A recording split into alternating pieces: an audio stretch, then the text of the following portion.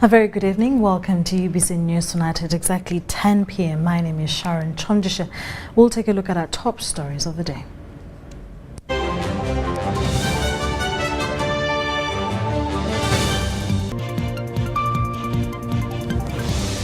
Coming up tonight, First Lady Janet Museveni commends-led Kamia's education legacy. Archbishop Kazimba Mugalu tours Rwenzori sub-region churches. And still to come, over 200 million Ugandan shillings raised towards construction of a girls' dormitory in Barra. Lastly, in our headlines, refugees turn to cultivation in the face of food ratio reductions.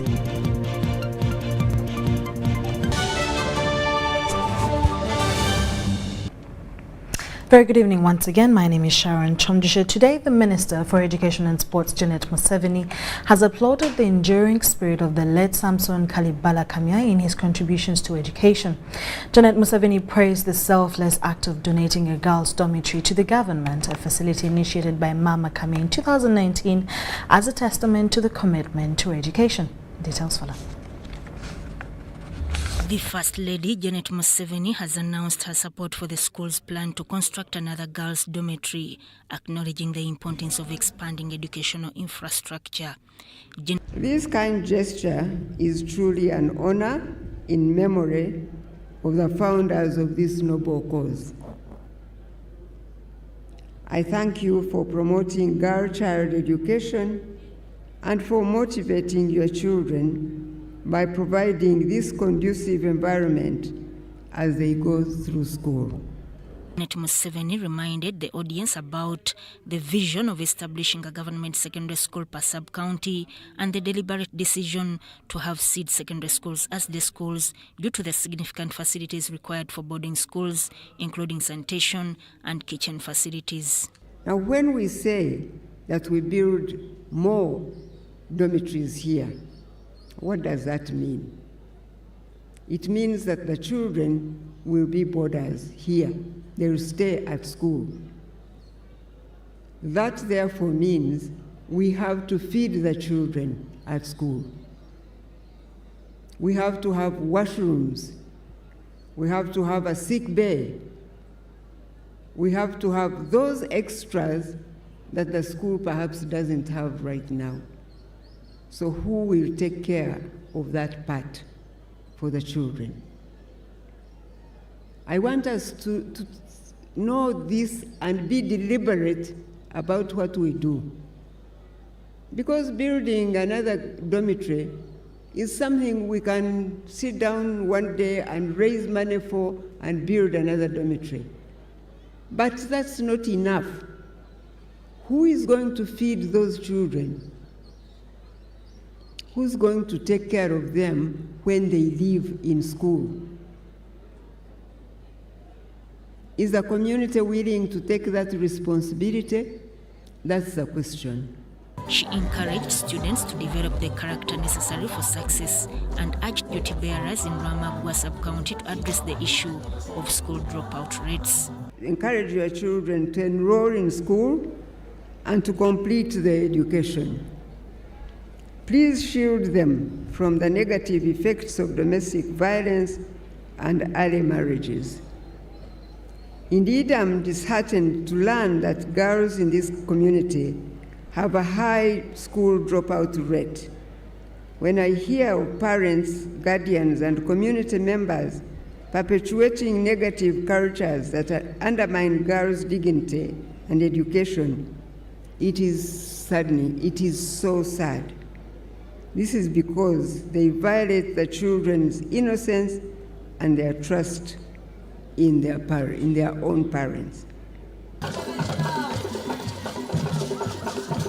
Inspector General of Government Betty Kamya and the chairperson of the foundation body of Samson Kalibala Seed Secondary School expressed their appreciation for government support, which furthers the educational dream of Mama Kamya's late father, who aspired to provide education to the community. President Natula wotudde ekibiina ky'abantu kino kyonna ekitudde wano ne bajja okumwaniriza.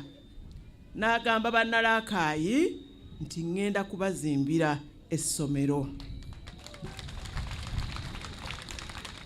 Twagala okwebaza nnyabo nga gwe minisita w'ebyenjigiriza mu 2018 ne tufuna grant ya World Bank ya buwumbi 2 miliyoni 100 n'olagira bazimbe ebibiina, science lab, computer lab, multipurpose hall, ekisaawe ky'omupiira eky'omulembe, toilets ezisaanira, amayumba g'abasomesa, office ya headmaster ey'omulembe n'ebirala nga chairman wa board bw'abyanjudde.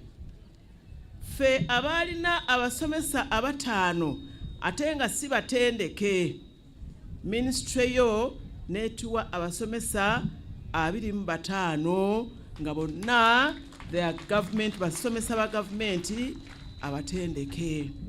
Since being handed over to the government in 2015, the school has received over 2 billion shillings for infrastructure development, resulting in increased enrollment and improved academic performance, thanks to funding from the Uganda Intergovernmental Fiscal Transfers Program, backed by the World Bank. Sudat Kaye, UBC News. The Archbishop of the Church of Uganda, His Grace Dr. Stephen Kazimba Mugalu, has warned against abortion, asserting that it contradicts God's teachings. His statement was made during the inauguration of a maternity ward and theatre at Nyabugando Health Centre 3, situated just a few kilometers from Ponde border in Kasese district.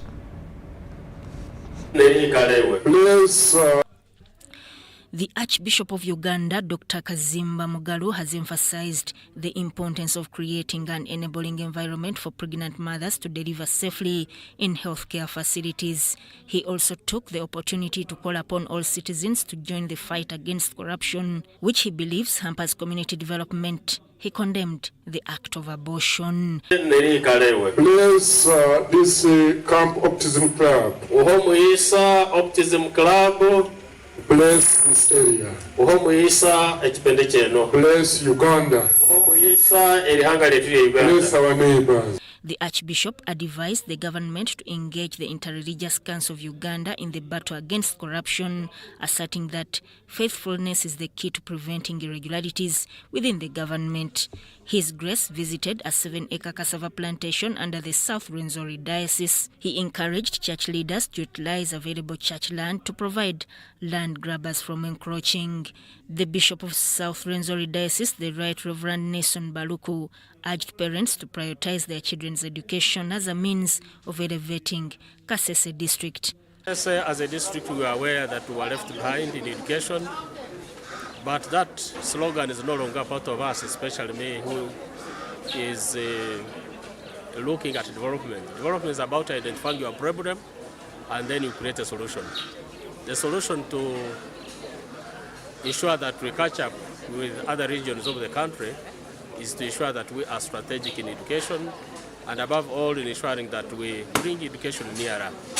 As His Grace concluded his tour, he commissioned numerous church projects under the South Rwenzori Diocese and is expected to lead a mass at St. Paul's Cathedral tomorrow. Moving on in more stories, the Ministry for Security, General Jim Muhwezi, has encouraged the general public to always emphasize working together in improving the education sector. Muhwezi was officiating the fundraising drive towards the construction of St. Peter's SSS Katukuru in Bara district, where over 200 million Ugandan shillings was raised in cash and pledges.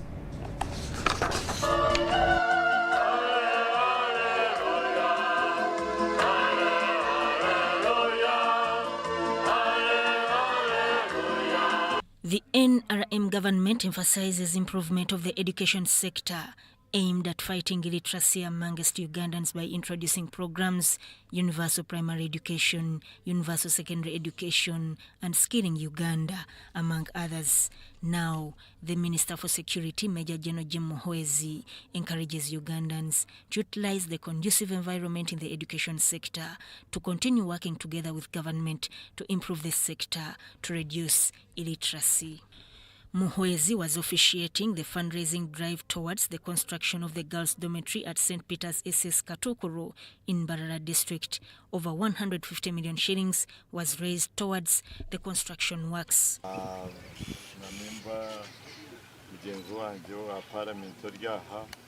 RCC n'abantu mwena kantu hari umugishogu on behalf of the Right Honorable Ruben Nabanja, the Prime Minister, oyetserwe member wetu wa parliamenti oku igura icyombe kweki ekitwaza kushororeza isente izo mwebari muno.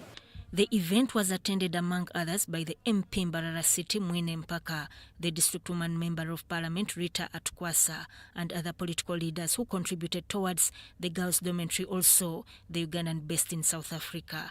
The old boy of the school, Philip Kakuru, who contributed 50 million shillings.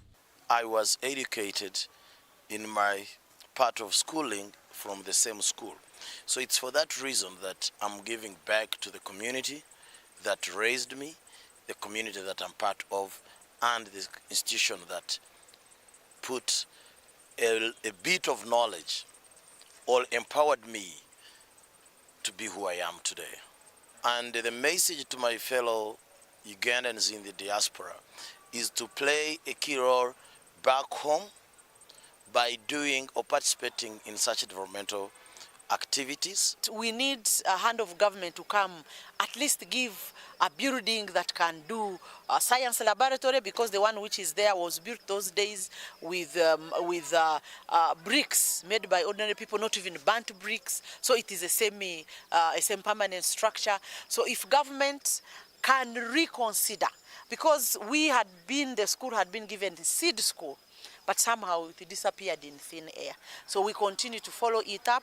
If we can get it, why not? The numbers are overwhelming, because the community of the rural part of Mbarara City, in Mbarara City South, is really very big.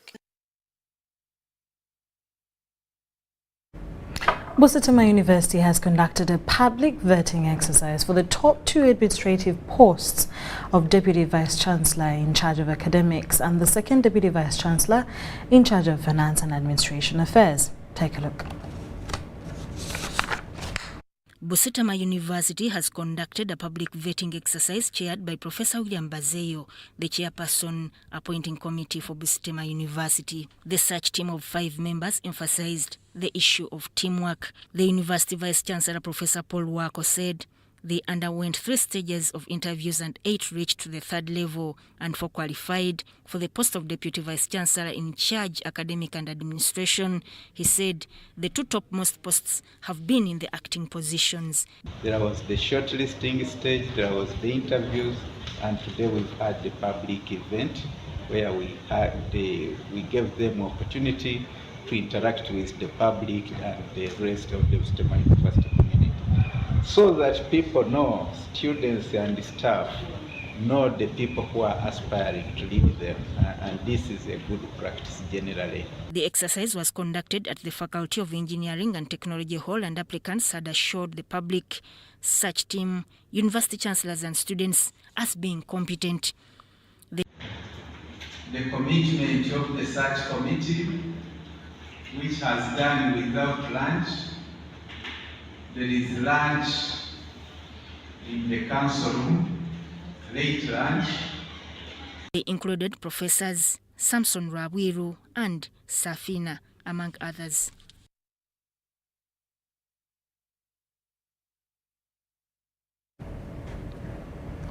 The Deputy Speaker of Parliament, Thomas Tayewa, has proposed for the establishment of schools for the deaf in every region of the country as a pathway to promoting inclusivity in the education sector. Describing education as one of the major pillars in social and economic transformation, Tayewa thanked development partners for setting the ball rolling.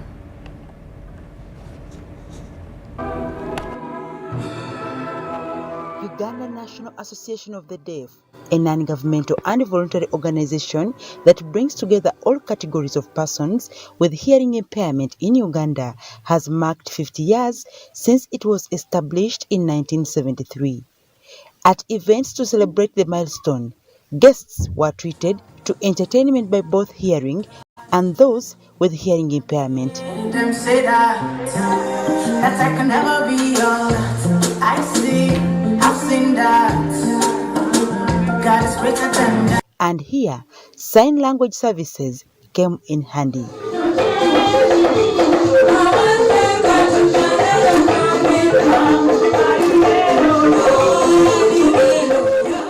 Considering that the majority of challenges faced by persons living with hearing impairments are linked to poor communication, leaders advocated for promotion of sign language as a tool that enables deaf people everywhere to sign anywhere. Challenges of communication. You realize that a deaf person goes to the hospital and they don't access the services because of lack of sign language. We use our hands to communicate. And this is a language that unites us, and it's a language for deaf people.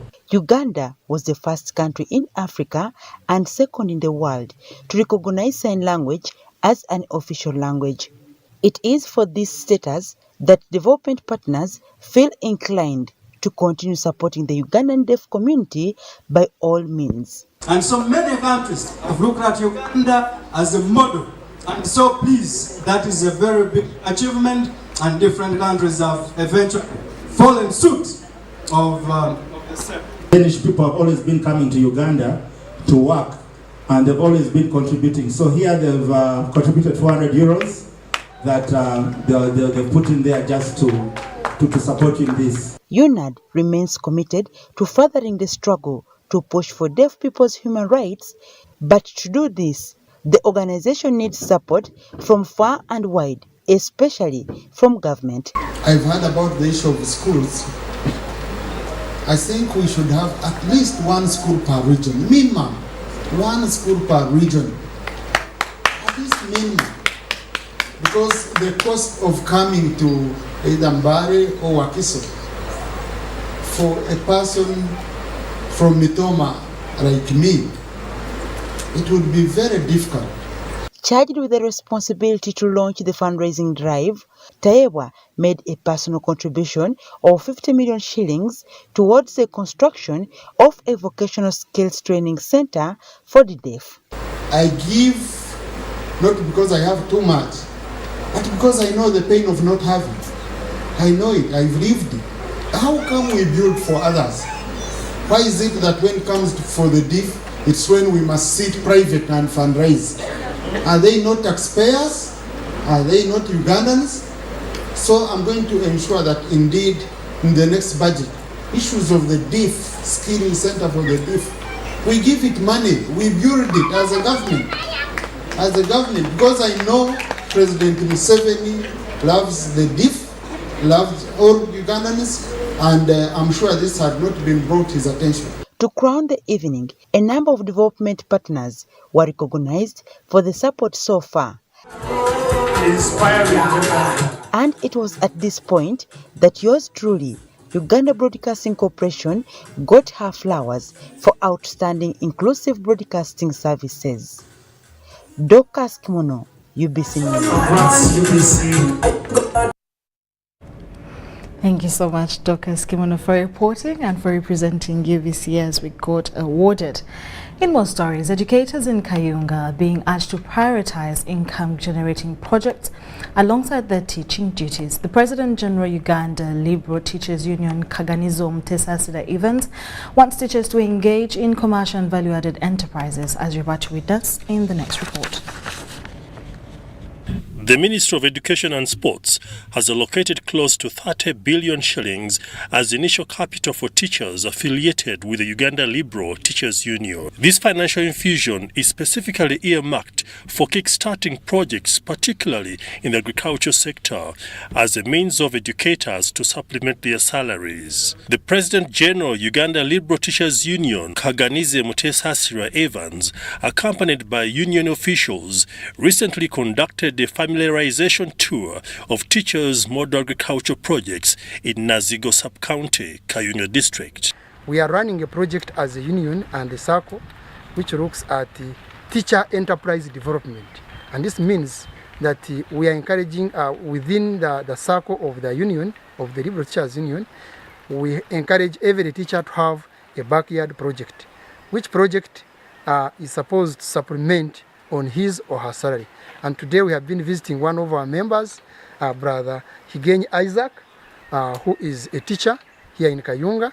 He's a member of the Uganda Liberal Teachers Union Members Circle, and he has projects of pineapples, which are intercropped with bananas. During their tour, they observed gardens of pineapples, bananas, beans, maize, and more belongings to teachers. The Uganda Liberal Teachers Union reaffirmed its commitment to providing ongoing support to educators at all levels, whether in government or private schools, to foster social and economic development. We want a teacher who teaches development, but we're also looking at government. Government also has many other facilities where they are helping the teachers, but we want government also to partner with different departments of government to offer us more extension service support.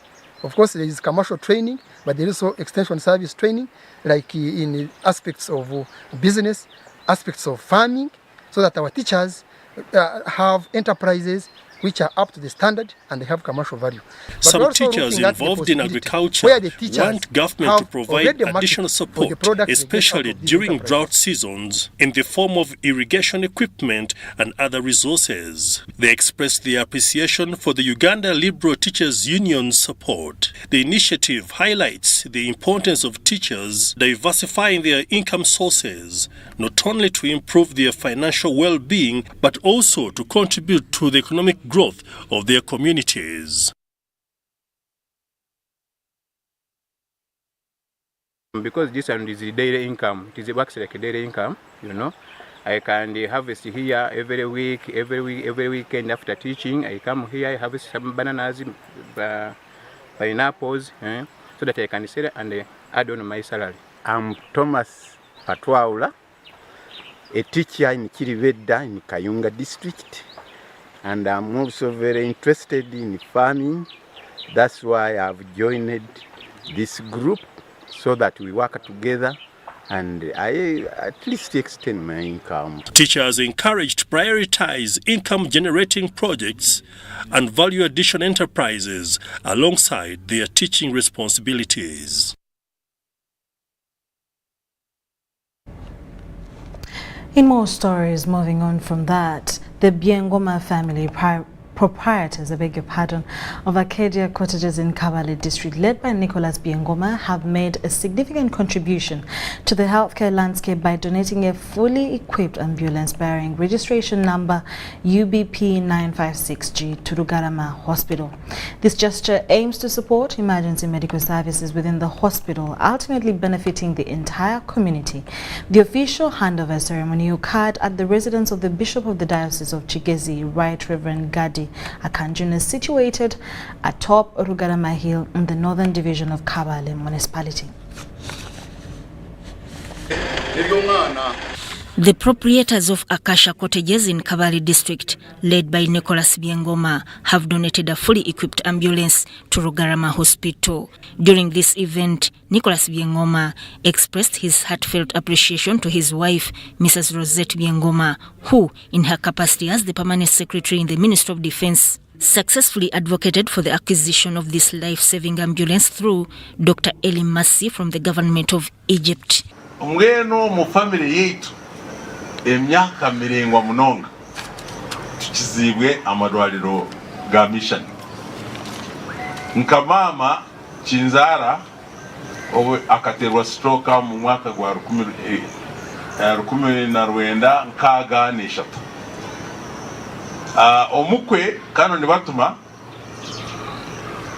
yaronda kumutwara habura barambika omufaliso mu pick up ye bamutwara Kongo Rwankuba omudwaliro lya mission yarugayo alijeho okaya agenda mufalisi gwenki gwa pick up. The family has also played a role in securing essential supplies for the hospital, further enhancing its capacity to provide quality medical care. The Bishop of the Diocese of Kigezi, Gadia Kanjuna, stressed the importance of responsible administration and proper maintenance of the donated ambulance for the hospital's benefit and the broader community it serves. The medical superintendent of Rugarama Hospital Board, Dr. Esther Lutarema, highlighted the profound impact of this generous donation on reducing maternal mortality rates among expected mothers. Need to be rushed for treatment, and these are all things we want to make Kabale do on our own. We can achieve these things as Rugarama Hospital. We can be the best in premature care, we can be the best in maternal care, we can be the best in dialysis and all those specialized services. So thank you for this. We are more than grateful to you, Mr. Byangoma and family, and we know this is just a step into even greater things. The Kabale District Health Officer, Dr. Gilbert Alnitwe Mateka, called upon the Minister of Health to allocate more ambulances to the district. Somebody may say, I was happy to see the type of ambulance you've given us. It is a type that can be equipped to be, support any level of patient. Thank you very much. The one we had, yes, is good. But this is better inside the space for caring for the patient. And to see Mabongerwa.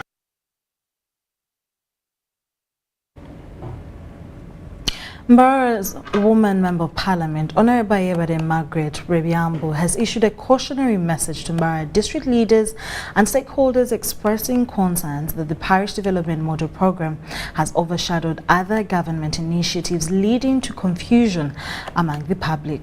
Margaret made these remarks during a session at the Mbara District Council Hall in Kamkuzi. I went to RDC's office and we met. I think he's here. And we are yet to resolve and then inform the minister to give us. The resident district commissioner, Mbarara District, Tuliabajenye Emmanuel Katera, has addressed the misconceptions surrounding government programs, particularly the parish development model. Community, that there has been some misconception about government programs, especially people wanted to know the difference between parish development model, youth livelihood fund, and women wepu, this money that is given to women. Now, the area woman member of parliament yesterday raised the issue in the district council that parish development model was overshadowing other programs, and people were only concentrating on parish development model. Number one, the community should know that parish development model, the objective of parish development, which was debated in cabinet and in parliament, is to encompass all other programs of government, including youth livelihood projects, including WEPU, such that they make one thing, money channeled, and it passes through parish development model. He emphasized that the PDM program should be seen as an umbrella initiative encompassing various government programs. We, as chief government monitors, we are mandated, and it is our duty actually, and obligation, that we must monitor all those projects. Any money that comes to the district on any type of service delivery should be monitored. We have been actually carrying out the district-wide barazas at the parish levels while we are monitoring the operation of parish development model. Regarding the delayed celebration of Women's Day in Mbarara District, Tuliabajenye Katera stated that the district would observe the day in accordance with government policy, a decision reached after consultations between the Mbarara District Woman Member of Parliament and the RDC, leading to the identification of an alternative date. She was recently named one of the most educated members of parliament of Uganda. This only became public knowledge after a local newspaper dug deep into which legislators qualify in what disciplines, revealing Joyce Moriko Kaduchi's PhD in neuroscience. As we delve into her life and career, one of the questions we seek answers to is what the motivation has been towards attaining all these qualifications. Okurut reports. You may have probably seen her successfully campaign her way to political prominence to become Member of Parliament. You may have also seen her appointed by the National Executive and vetted by Parliament to become Minister in the Ugandan government. I, Joyce Moriko Kaduchu, swear in the name of the Almighty God that I will give faithful service to this Parliament. She has also been seen passionately speaking to young people, not just as a minister or MP, but as a leader who has hustled her way to greatness. You have a dream, you have a vision, you have set a dream. Part of this hustle has been in her education journey, having come from a humble background. My personality does not portray that I am that much educated person. My personality, my humility does not speak to that level. But the fact is that I hold a PhD. I have a master's degree in pediatrics and child health. I've got a postgraduate diploma, and I've got many other papers, actually diploma in project planning, and also did a diploma in finance management. I also have many other papers which might have not been documented in my CV. What has been the driving factor? What has been the motivation? Is it just a humble background or something else? These questions come from a recent insight that made public the qualifications of each member of parliament. Out of 529 legislators, Joyce Moriko Kaduchu, the woman member of parliament for Moyo district, came third. This is after Dr. Mary Goreti Kitutu of Manafa district and Dr. Chris Bariomunsi of Kinkizi East. Inside me, while I was still a child, I had a dream of becoming a doctor. And when I got my first degree, I thought that was the end. But I look at many other women in the academic arena with a PhD, and they are very competent. And I spoke to myself, said, look here, my girl, you can climb the ladder. And that urge, that urge to get more knowledge and be relevant to the society gave me a lot of energy, a lot of aspiration to climb the ladder. From being State Minister for Health, Kaduchu is known for being hands-on. She actively participated in mitigating the effects of COVID-19, including the interception of Chinese, who nearly escaped after testing positive with the virus. 6 Chinese nationals, they came from China on the 10th of this month, and they were subjected to self-quarantine. They booked an hotel, Chibuli Hotel Africana, and they only stayed for 10 days. The 10th day, they escaped. Since she became State Minister for Education, she has remained a foot soldier. The recent food poisoning of students at a school in Mukono district says it all. Both laboratories should analyze, because we are looking at both toxicology and we are looking at bacterial analysis. What explains this passion for service is just one word: commitment. I love the children and I love what I'm doing. The issue is I give myself in totality, 100% in whatever I do. That makes the difference. Even if today, tomorrow, I'm sent to go in the Ministry of Finance, I will work dedicatedly, 100%. Growing up as a young girl, it took countering serious obstacles. Today's young people have a lot to learn from her life and career's journey. I don't show off. I am not proud about it. I'm always grateful to God for giving me that opportunity to climb the ladder.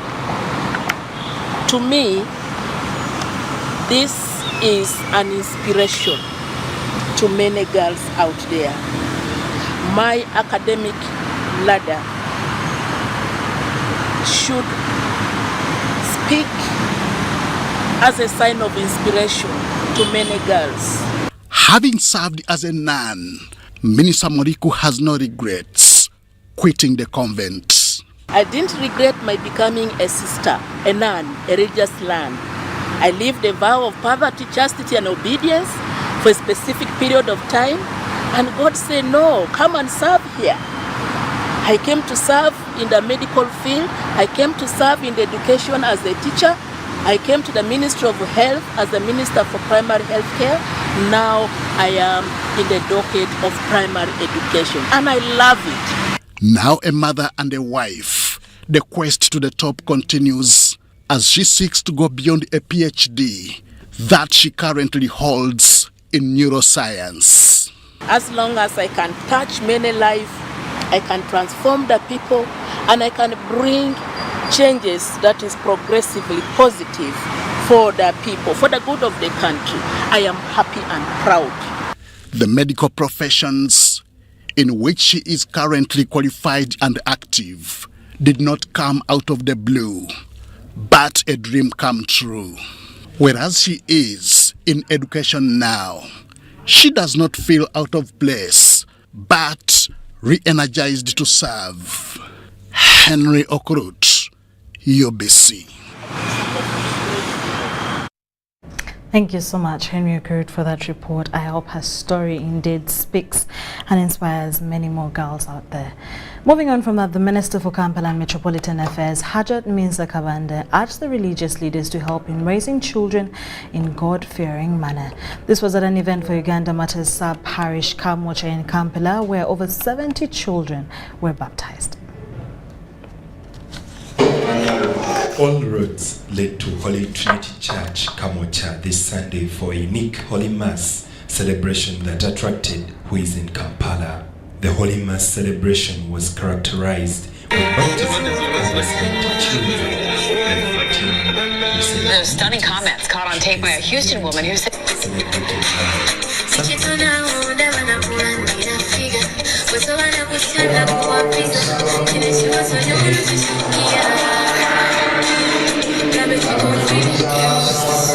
Father Xavier Francis Chikomoko Parish urged parents, mostly fathers, to be concerned and be responsible for children.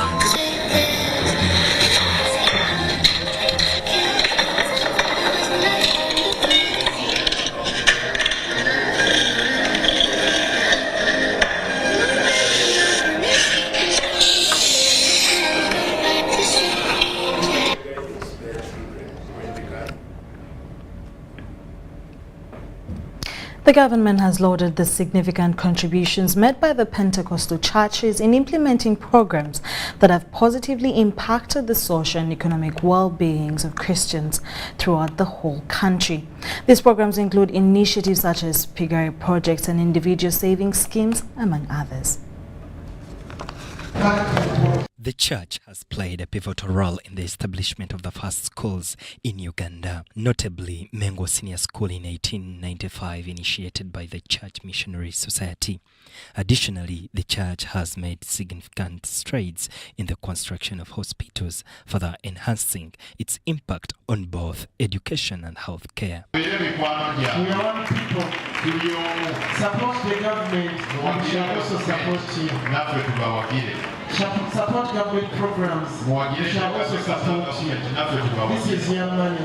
This is your government. Minister in charge of Kampala Metropolitan Affairs, Hajat Minza Kabanda, made these remarks during the installation ceremony of Bishop Patrick Musoke, who now leads the National Fellowship of Born-Again Pentecostal Churches in Uganda for Kampala region. Remember that both you and government have the same goal. And that we are partners in the same vineyard. And this one I bring you greetings from His Excellency the President. And we woke up The event took place at the Law Development Center grounds in Kampala.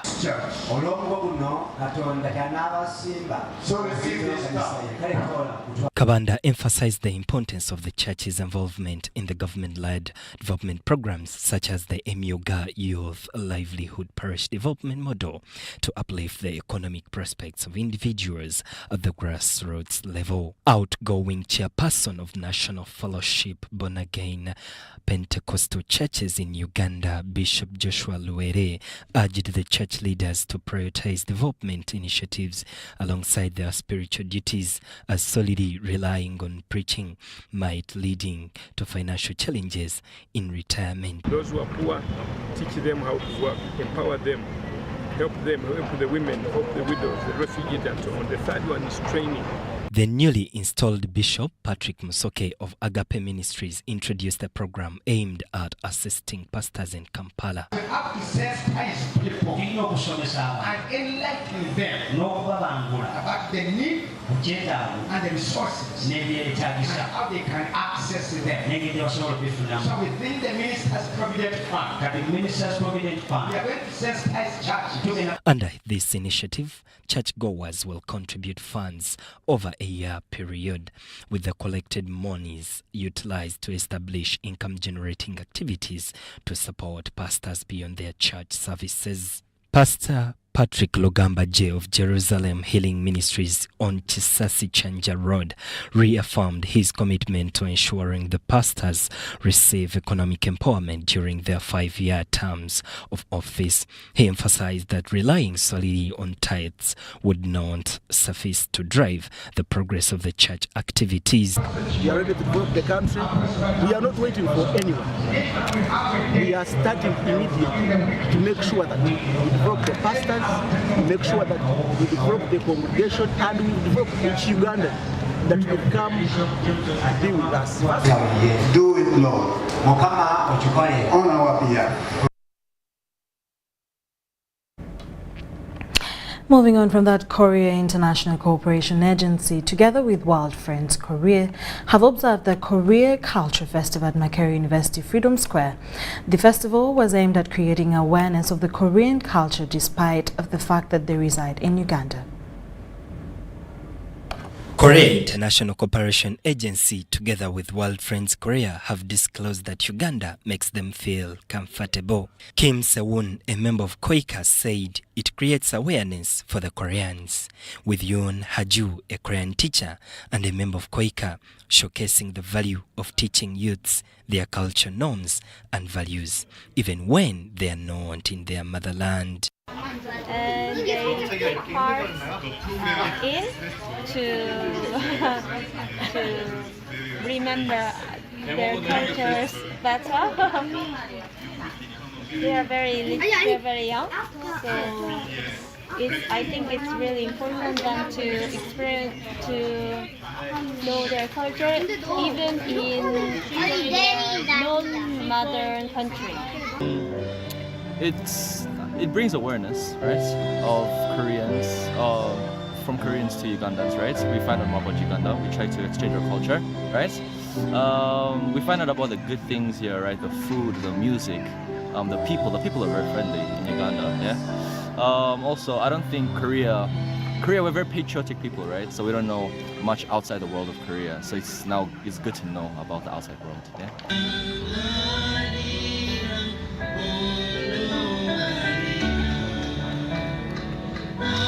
A Ugandan participant, Daniel Iyeyo, says his experience in the Korean dress accorded him one of the best dressing codes he has ever worn. It is really joyful to participate and be a part of this culture. Okay? Yes. Wow. I really enjoy it, and I'm enjoying my time today. Okay. Different Korean activities were showcased, including fashion, taekwondo, and traditional music.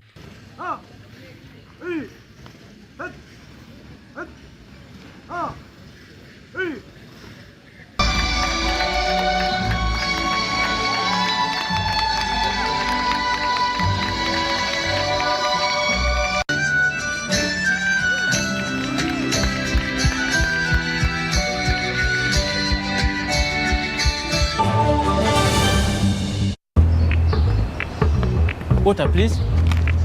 Can I pay with Momo? No. Ha. Hey, can I pay with Momo? Ha. Here's our merchant code. Oh, very good. 7 maker? 20. Can I pay with Momo? Unfortunately, no. Ha. Baby, let's go. When paying with MTN Momo comes with more benefits for everyone, it just doesn't make sense not to have it. Hello, I've come for rent. Can I pay with Momo? Ha. Yes, you can. Pay or shop with MTN Momo and get cashback every week. It's free of charge. Use the Momo app or dial *165*3#.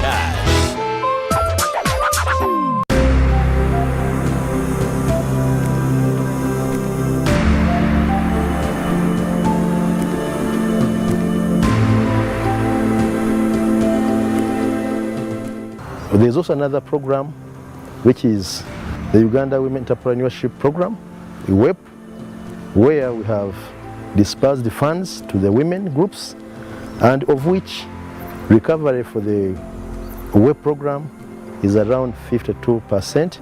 And of recent, the district was given more funds. The president actually was the one who officiated it during Women's Day on the 8th of March in Chirihura district, where we got an additional 132 million shillings to be given to the youth groups for good performance. But previously we had over 600 million shillings on top of that, and so far so good. That group is very organized actually for the women.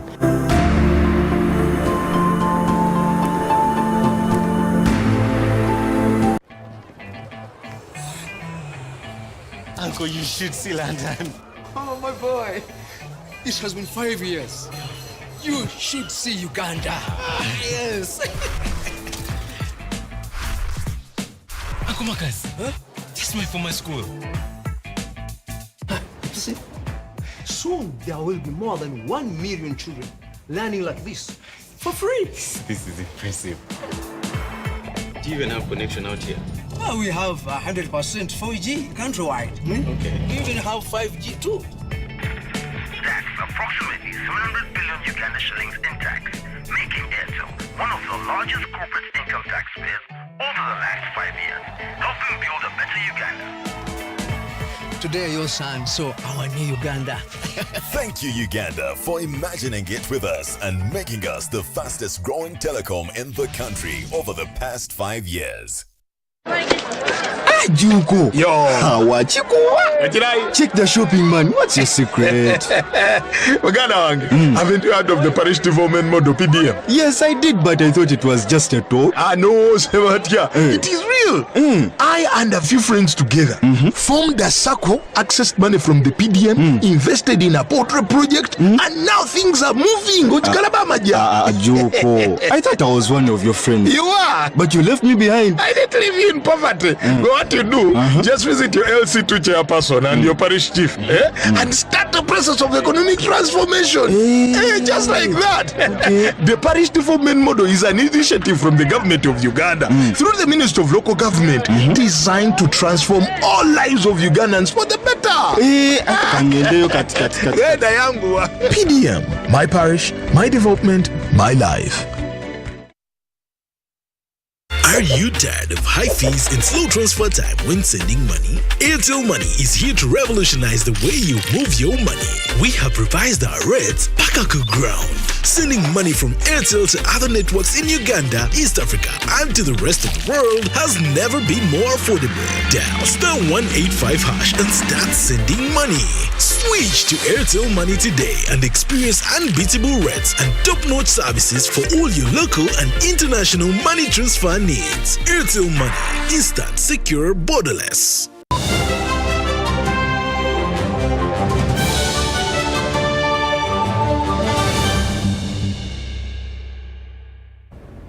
Thank you so much for still keeping it on UBC TV. In our business stories, dealers in hardware products in Uganda have converged in Gulu City to have a common voice against counterfeit products.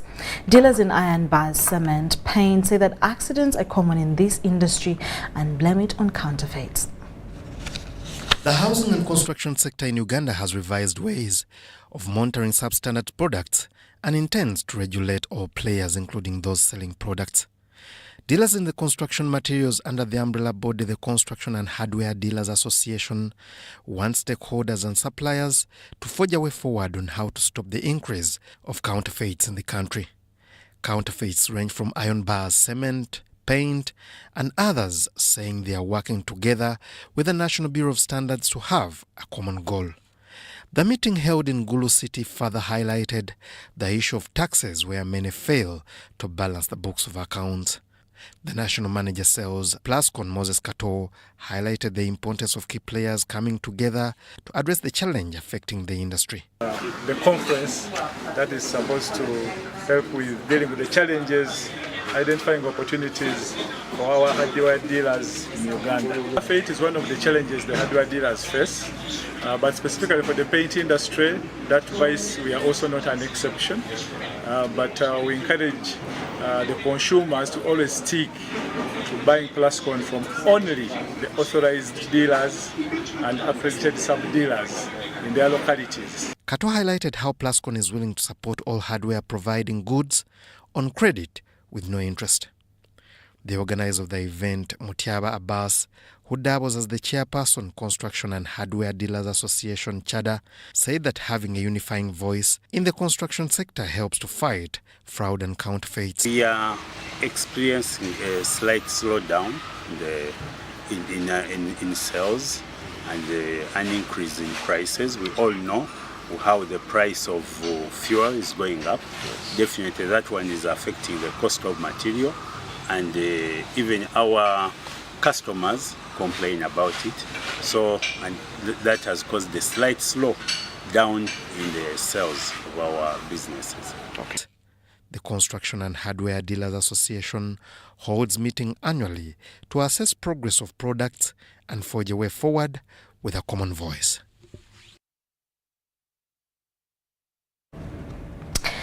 Members of Parliament for Nyabushozi constituency in Chiruhura district, Wilson Kangweje, has emphasized a strengthening savings and credit cooperative organization for financial growth.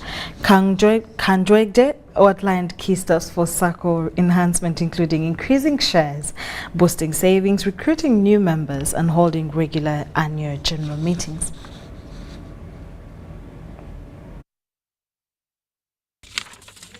Member of Parliament for Nyabushozi County, Chiruhura District, Wilson Kangweje, has encouraged members to understand their ownership of the SACCOs and be vigilant in monitoring their activities to prevent mismanagement of share capital and savings. Mweyongereho okugura shares hamwe na savings. So nichona ninjira mnywano wanje kumukuba muri 30 share capital kuza kujigoroinga kugishya milioni 5 numuhendeka mube binji kandi mugarike mu saving amahanga agama ahabuku baneza agabuni.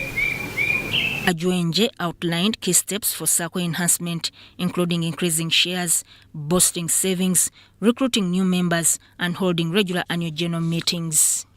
The resident district commissioner Kiruhura, Bakunda George, expressed gratitude to President Museveni for initiating the Imyoga program and other poverty-fighting efforts, including infrastructure development.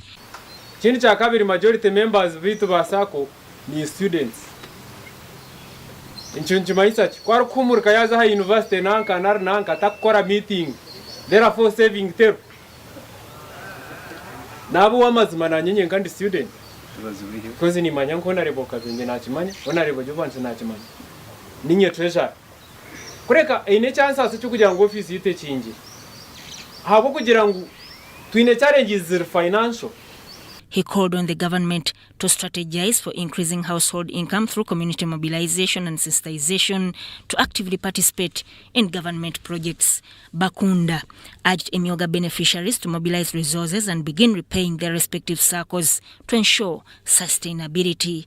The Chief Administrative Officer of Chiruhura District, Charles Nsoboga Chibelu, stressed the importance of mindset change through mobilization and training of program beneficiaries, emphasizing that this aspect should not be underestimated. MP Kashonji encouraged Myoga leaders to motivate their members to save more, reinforcing the message of financial responsibility. Away from that, the Center for Research in Energy and Energy Conservation at Makerere University is collaborating with Lonyo Arts Consortium in their Mama Said project to raise awareness among citizens about efficient domestic energy alternatives available for homes, diverging from conventional methods. This was witnessed at an open mic poetry event held at the roof of Geothok Centrum in Kamwacha, Kanjusha Street. Waduloma Arnold reports. My mama sat me down and said, my baby girl, don't fall for red flags. All that glitters isn't gold. Don't sell your soul for what you're being told. Amidst heartfelt poetry recitations reflecting the wisdom of mother's advice, Creek treated the event's attendees to a delicious meal, all cooked under 2 hours using efficient electricity appliances. We've done a very successful cooking demo here. I think people have got to taste some meals cooked from the e-cooking technologies we have shared. And this has demonstrated that in the shortest time we've been here, less than 2 hours, we've made a meal of rice, matoke, and beef, which has been successfully done. So it means women can actually cook much cleaner, much faster, and more efficiently. Recent statistics from Uganda reveal that a significant portion of domestic energy use is dedicated to cooking, of which mothers are the biggest users. Recognizing this, Creek has strategically integrated key energy efficiency messages into the creative arts for over 5 years now to convey their mission effectively to a wider audience. Find creative ways to get that information out there. Not everyone is going to read a report, not everyone is going to read a journal, not everyone might get their hands on a newspaper, so they may not get that important piece of information. So let's get ourselves involved in everything happening in society, whether it is debates, whether it is, poetry events such as these. We take advantage of them and share this message. Local artists also emphasize the importance of comprehensive education on critical community issues to facilitate deliberate message delivery. In the creative arts, we use poetry, we use dance, and then we also use music. Then, apart from those services, we also have legal, social, and then mental. Now, Creek joins in such a way that for them they major in energy. And when the two forces join, we are able to work together for the good of women. If you have a poem, talk to me nicely. For your mother only. As Uganda aligns itself with its energy goals, particularly in line with SDG 7's aspiration of ensuring access to affordable, reliable, sustainable, and modern energy for all, organizations like Creek play a pivotal role in preparing ordinary citizens to embrace policy initiatives aimed at achieving these objectives.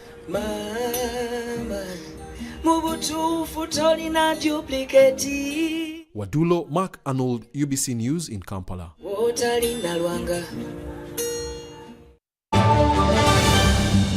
Dear customer, why pay for more when you can only pay for what you use?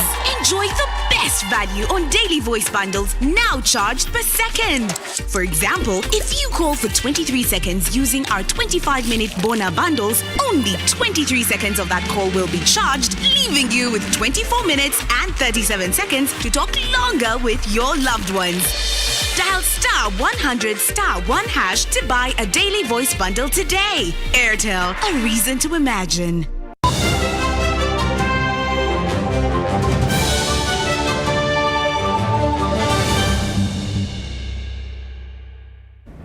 You come to the last segment of UBC News tonight at 10 p.m. and in our sports stories, the 4th edition of the Drum Tournament has seen teams battle for the top prize and also looking out for sponsors. Acholi region, who won the tournament 2 years ago, want to emulate the same feeling this year.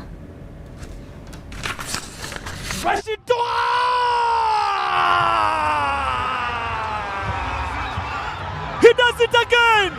The battle for the 2023-2024 FIFA Drum Championship continues, with provinces doing whatever it takes to be champions.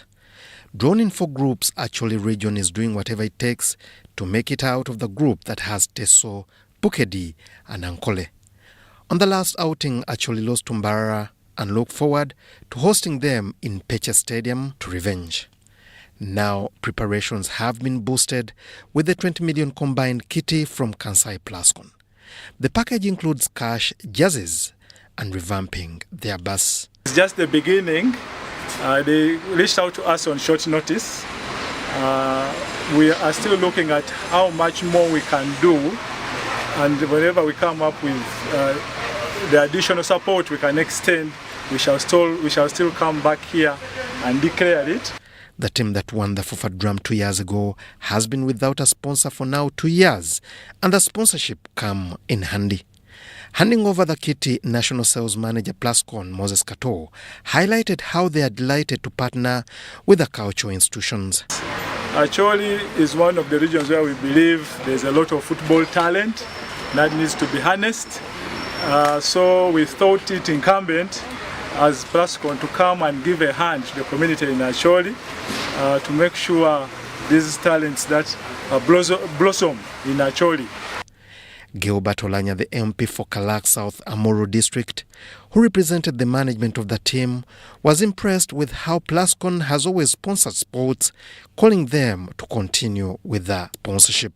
You know, we have been playing without any sponsor, and this year, so far, Plascon is so far the first and the biggest sponsor for the Acholi province team. I am telling you what Plascon has done today is going to boost our morale. It's going to make sure our players really perform to their best. Kansai Plascon has been sponsoring cultural teams including Budu FC, the Masasa tournament, among others. Thank you so much for watching UBC News tonight. My name is Sharon Chomdisha, and have a lovely night and a great week ahead of you. Bye-bye.